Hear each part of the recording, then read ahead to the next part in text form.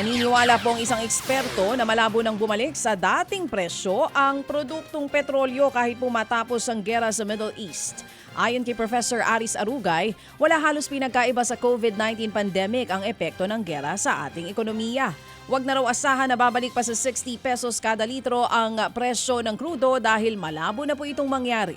Lalo't maraming bansa sa Middle East ang nadamay din sa gera. Kung hindi daw agad magkakasundo ang Amerika at Iran, posibleng tamaan ng worst case scenario ang Pilipinas kung saan posibleng masimot ang supply natin ng langis at magresulta nga sa matinding inflation o pagsipa ng presyo ng mga serbisyo at bilihin.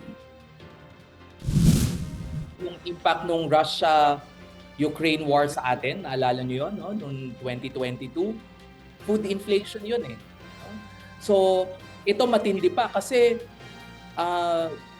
if oil prices will increase, damay lahat eh. Kasi we almost import everything. And therefore, lahat ng mga ini-import natin, kailangan nyo ng langis to transport. Second is that ma-prevent yung mga kababayan natin from being able to go to the Middle East and work. So therefore, yung vulnerability natin, multiple eh.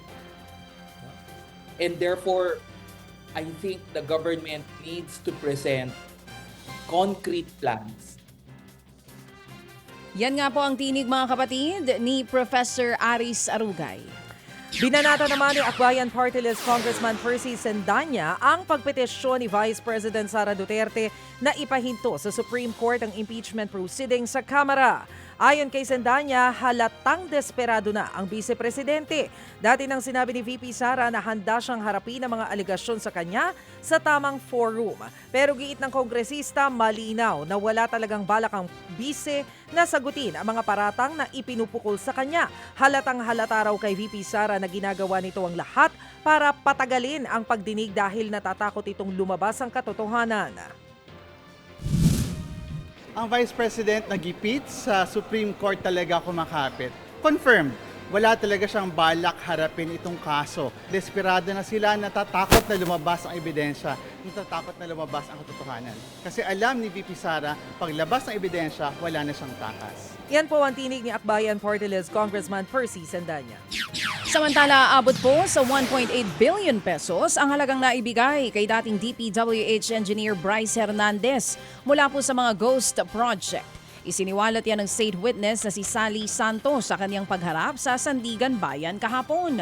Sumalang bilang state witness si Santos sa pagdinig sa kasong malversation laban kina Hernandez, dating Senador Bong Revilla, JP Mendoza at iba pa dahil pa rin po sa ghost flood control project sa Pandi sa Bulacan.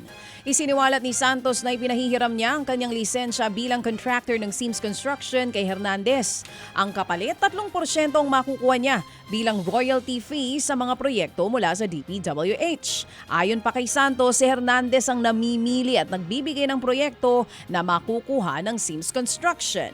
Tinanong din si Santos kung may direkta ba siyang transaksyon kay Revilla. Ang tugon niya, wala daw dahil si Hernandez ang lagi niyang nakakausap sa mga proyekto.